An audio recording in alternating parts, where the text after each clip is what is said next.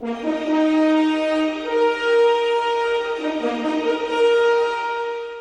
have a real problem out here.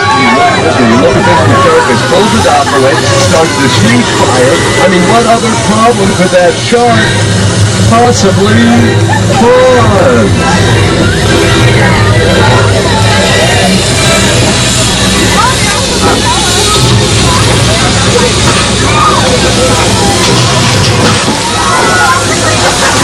Okay, so Jesus continues to take this roost with a tentacle shark and terrorize millions of moviegoers. He's working okay now, but when we were filming, he was a big problem. You know where Bruce the Shark got his name? He was named after Steven Spielberg's lawyer. Well, what do you do after a shark attack? I know what. Let's have a rainstorm, okay?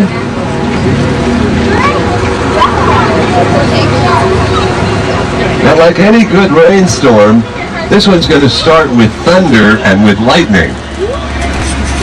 You'll see the lightning against the buildings over here on the left-hand side.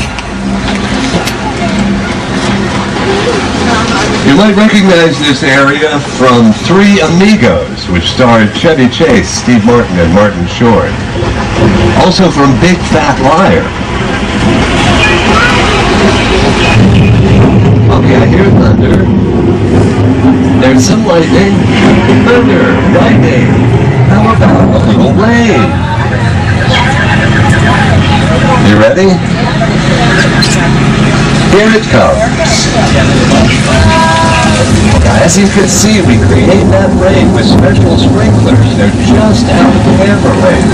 What they do is they spray the water upward and then outward so that it falls down in these natural-looking patterns. Rain will shut off any second now. It's automatic. Really no danger. Unless it's here in deep, lovely noise like I see here right now, what that means is the ground is fully saturated. It can't hold any more water. And in just a moment, hurling down the hill towards the tram, we have our very own Black Blood.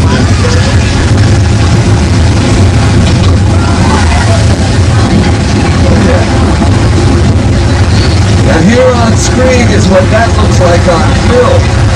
We create the flood with thousands of gallons of recycled water from a tank way up on the hill. You know what, though? Early on, filmmakers found that rain, as it is, doesn't really show up well on film. And then they discovered that if you add milk to the water, yeah, I said milk, it shows up just fine. I guess you could say that Gene Kelly was actually singing in the milk. Wait, there's more. Got rain? Thanks, folks. I'll be here all week. Okay, heading back up the hill again. Now this time, when we go by Amity Island, where we've just been, take another look at it. It's really fascinating because that was also Cabot Cove, Maine, or Murder, She Wrote, starring Angela Lansbury. Same set. Every couple years, Miss Lansbury comes back and does a new Murder, She Wrote TV movie for us.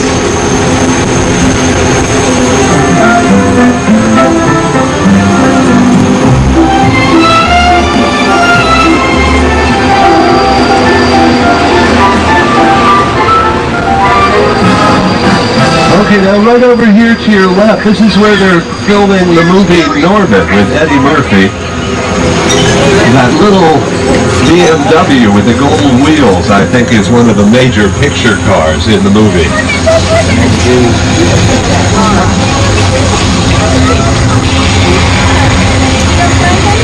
And over here to the right, behind the Champion Crane, that was Miss Mona's Chicken Ranch from the best little whorehouse in Texas. And now, folks, we're going to go by one of our most popular areas, directly to your left up here. Take a good look. That's the top end of Wisteria Lane from Desperate Housewives. Here's how it looks on screen.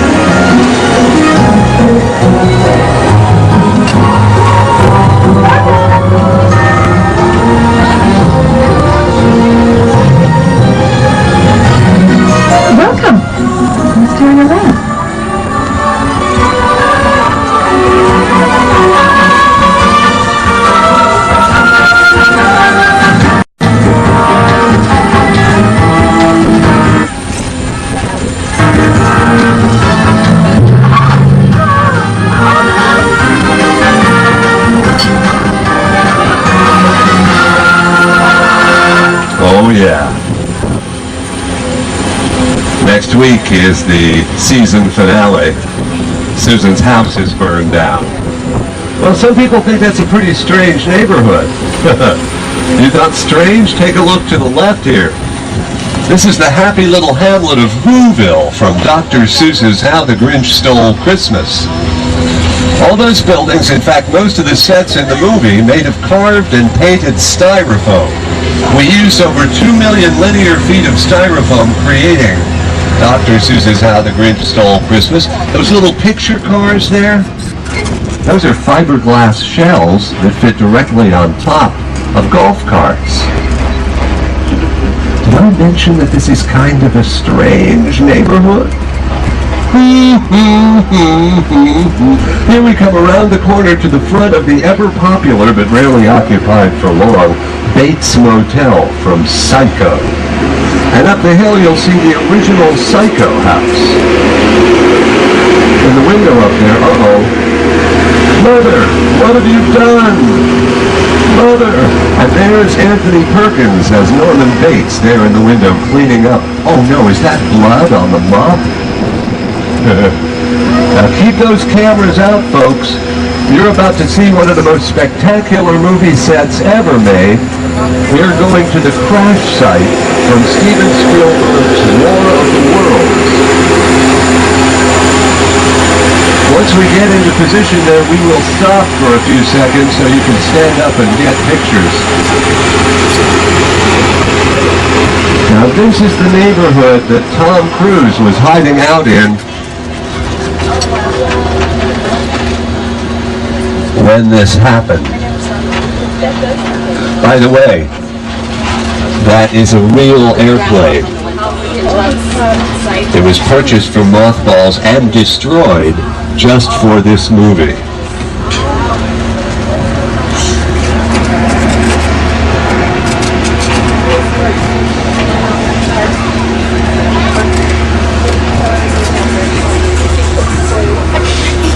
Please wait until we stop before standing up.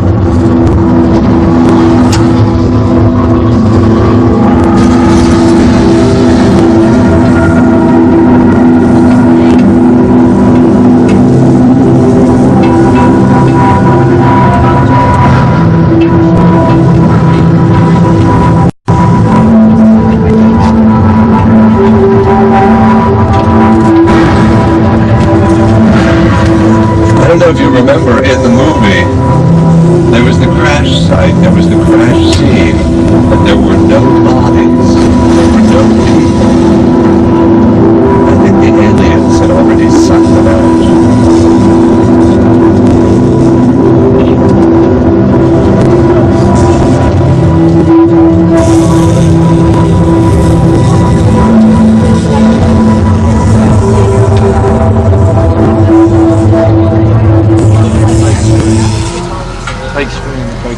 Okay, folks, take your seats, please.